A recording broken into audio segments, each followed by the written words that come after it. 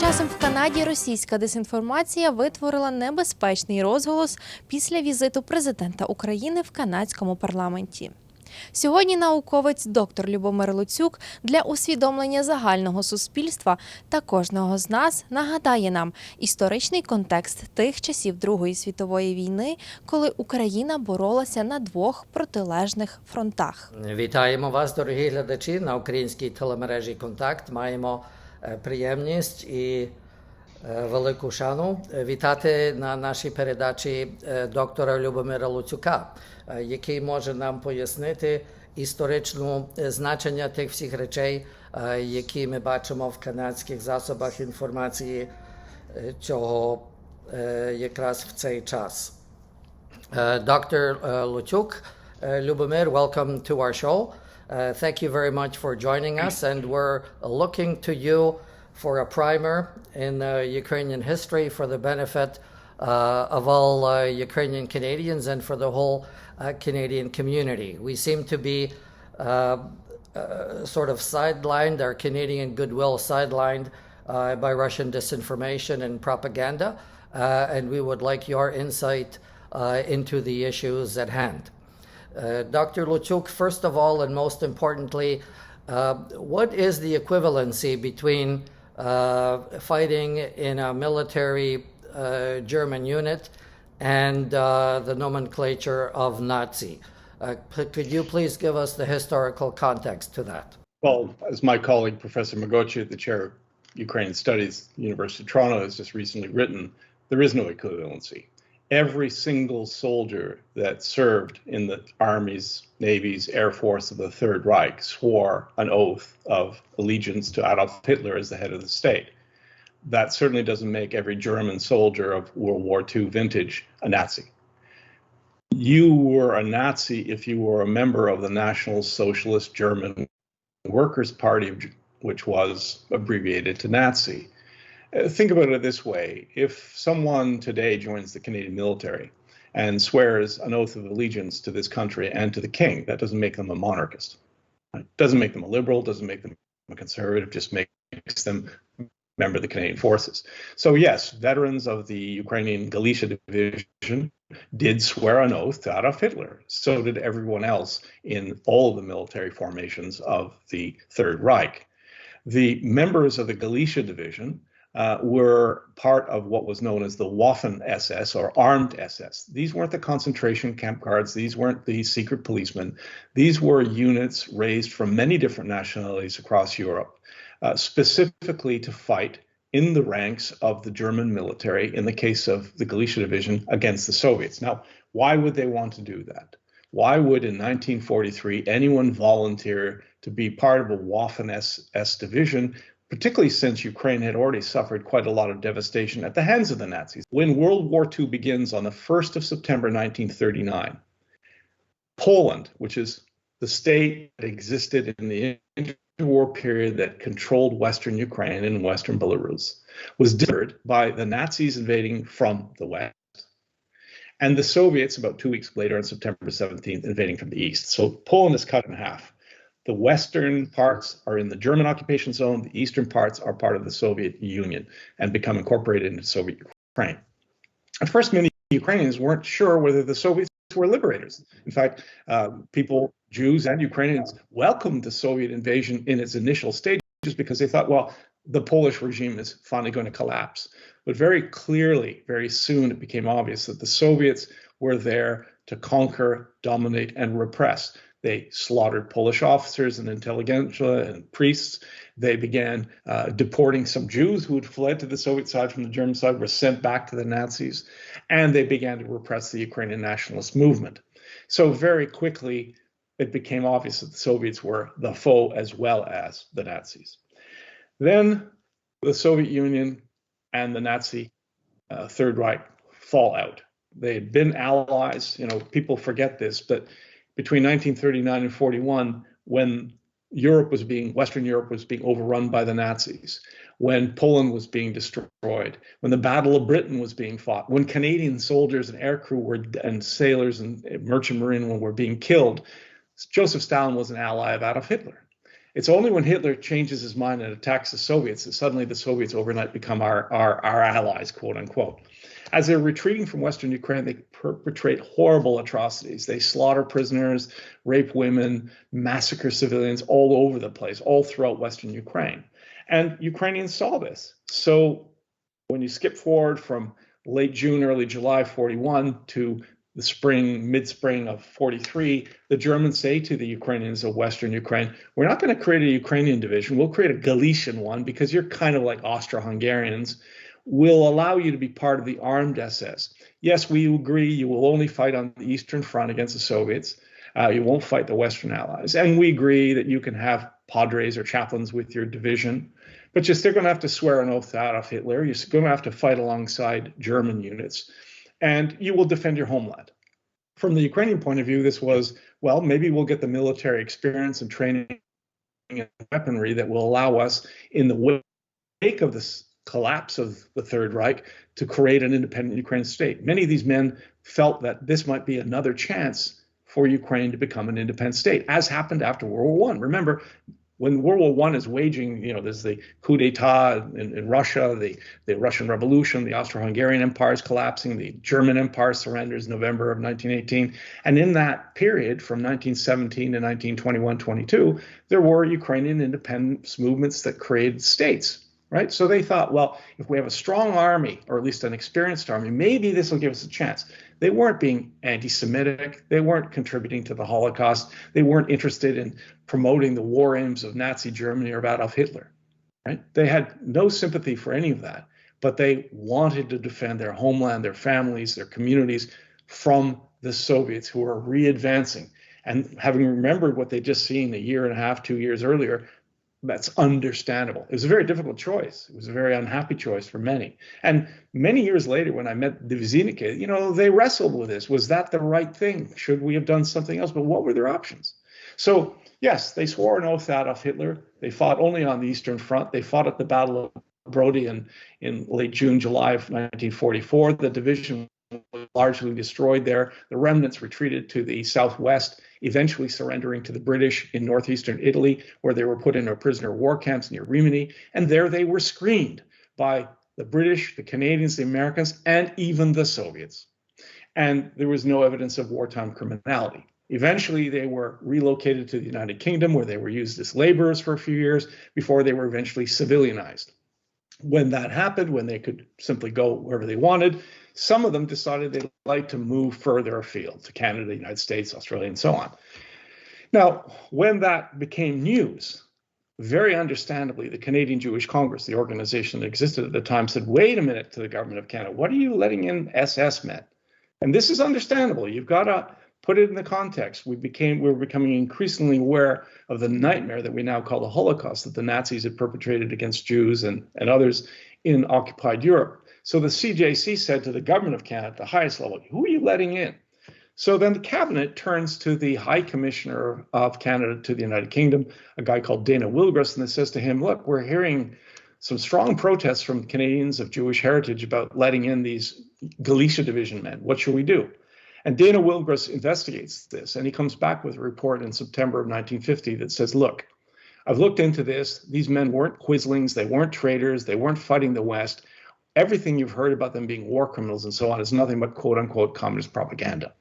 And so they were allowed to come to Canada. So people like Jaroslav Hunta, whom I've never met, I have no brief to defend him, came to Canada legally. The government of Canada knew who they were and allowed to come here. As far as I know, he's led a law-abiding, tax-paying life, raised a family, done everything right. So he's not a Nazi and he's not a war criminal unless there is evidence to the contrary, and I haven't seen it. I have seen a letter he wrote 9 years ago, so well before anyone was bandying his name about, in which he said, I joined the division because of what I had seen as a young boy of what the Soviets did as they retreated in June, July of 41, the slaughter, the butchering of women and children and innocents. So he said, I hated them for that. And so when I was 16 and given a 16 child soldier, when I was given a chance to fight against those Soviets, I took it. Well, hard choice. When the Soviets became aware of the fact that inside the Soviet Union, Jewish and Ukrainian human rights activists were starting to get together and work together against Soviet interests, the KGB came up with a very sophisticated and very effective, successful plan. It was called Operation Payback. And the idea was they would sow discord between the Jewish and Baltic immigrations over this alleged question of thousands of Nazis hiding in North America. So they stoked it all up. They planted fake news stories, as we would call them today, in newspapers in the United States, circulated films and leaflets and so on, and were actually so successful that the American government created the Office of Special Investigations in the United States, the Department of Justice. Looking at that success, the KGB say, Chorna and Nabila, black on white, well, wow, that worked. Why don't we try that in Canada? So we actually have the document, thanks to Olga Bertelsen's research. She's a specialist in intelligence and counterintelligence. We actually have the document where they say we were so successful provoking angst and anger and fractionalism in the United States that let's do it in Canada. And they say we forced the government of Canada, under Mr. Mulroney at the time, to create the Deschênes Commission, the Commission of Inquiry on War Criminals. So we always suspected it at the time. You were there. 1984, 85, 86, 87, we thought this has got to be, somehow the Soviets are behind this. But we had no evidence. Now we have it. So it's not Lubomyr Luciuk's opinion. Well, this was the Soviets. Well, I think so. I feel so. We have the document, right? And so when I look at what's happening today, look, I don't know the former Speaker of the House. He made a mistake, I think we'd all agree. This was not the time or place. And he understood what he'd done wrong, and he accepted the penalty, resignation from a very prestigious post. So that matter's finished. Mr. Junta, unless someone shows me something different, there's no evidence that he's done anything wrong in Canada or before he came here. And there is evidence that he was part of a group of people who were allowed to come to this country by the government of Canada, fully aware of the fact that they were not war criminals. And then we have the findings of the Commission of Inquiry on War Criminals by Mr. Deschênes, who said you cannot indict the Galicia division as a group. They weren't guilty of war crimes. We have no evidence of that. They came here with a full understanding of the Canadian government.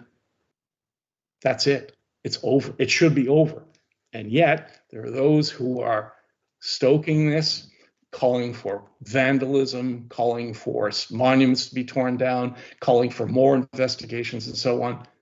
Well, you'll have to always ask yourself in these kinds of situations, who benefits? Why should we, in 2023, go back to argument that should have been resolved in 1987? And in fact, I think I've sent you an article that I wrote at the time, so not yesterday, but way back then, published in the Whig Standard, where I said it's now time for healing. I was on CBC with Barbara Frum and Erwin Kotler, and we shook hands and we welcomed the findings of the Deschênes Commission. We welcomed them. We said, great, a made in Canada solution. If there's evidence that some individual, regardless of their ethnicity, faith group, gender, all that stuff, no matter where or when, if there's evidence, compelling evidence that someone was involved in a war crime, that evidence should be placed before the appropriate authorities, and the person should be brought to trial in the Canadian Criminal Court of Law. That's fair. That's the same for everyone. There's no evidence.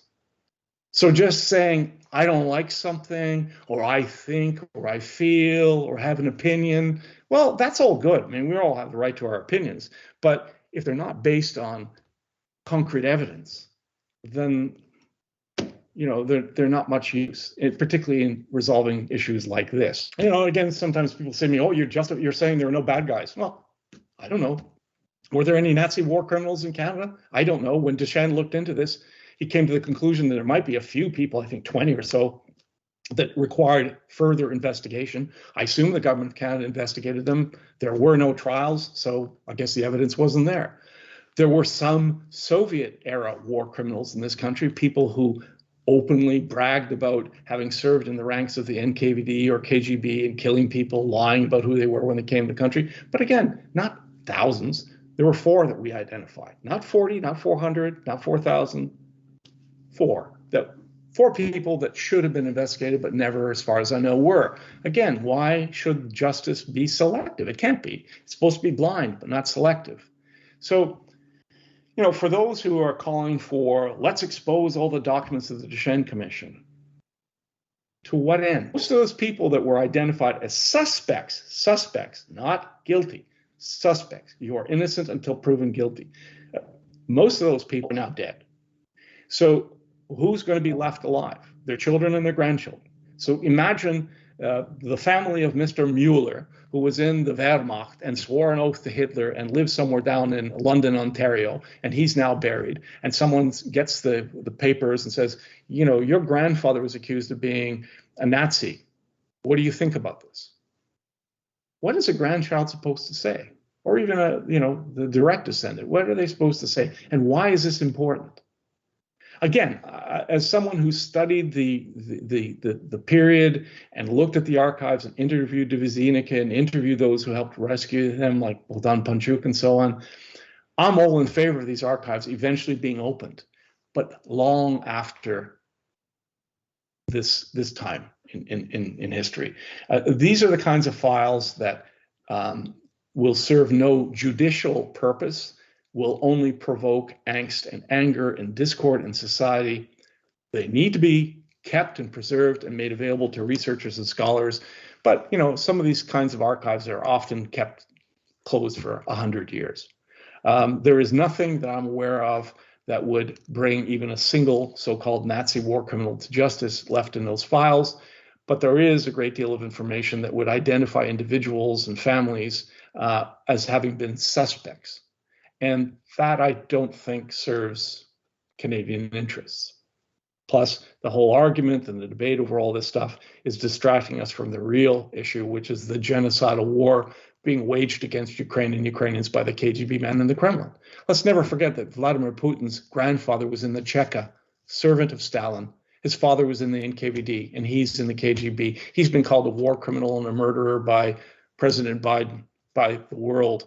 And as a KGB man, he and his Confederates know exactly what they're doing. Distract, create angst, divide people, divide societies. And, you know, and they've had some fellow travelers here in the West who pop up and write their articles and say, oh, this is outrageous and I'm outraged and so on. But none of them ever come up with the evidence. I haven't, in all this time, it's been, what, a week plus now, I haven't seen anyone say, well, you know, here's a document that shows that Mr. Junta actually participated in a war crime. It would be very interesting if they had that document, but they don't seem to have anything because, as far as I know, from a letter that Mr. Junta wrote 9 years ago, he described himself as having been attached to an anti-aircraft unit that was part of the Divizia, which they had, air protection. So, he seems not to have even been someone that might have had a gun going into a village shooting partisans or something like that. He seems to have been a very young man who enlisted to defend his homeland, survived the war, came to Canada legally, didn't disguise who he was, and should today simply be left alone. Dr. Luciuk, thank you very much for the historical perspective on one side, and the fact that what's happening now is a distraction from the main issue, which is the war in Ukraine. In other words, if you're looking for murderers, it's Vladimir Putin that we should be looking at. Дорогі глядачі, це розмова, інструктивна розмова з професором доктором Луцюком. І дякуємо за цю перспективу історичну і за це, що дав нам нагоду побачити, де є наш правдивий ворог. І продовжуємо програму відразу після наступних реклам. Всього доброго. Докторе Луцюк, дуже дякую вам за участь.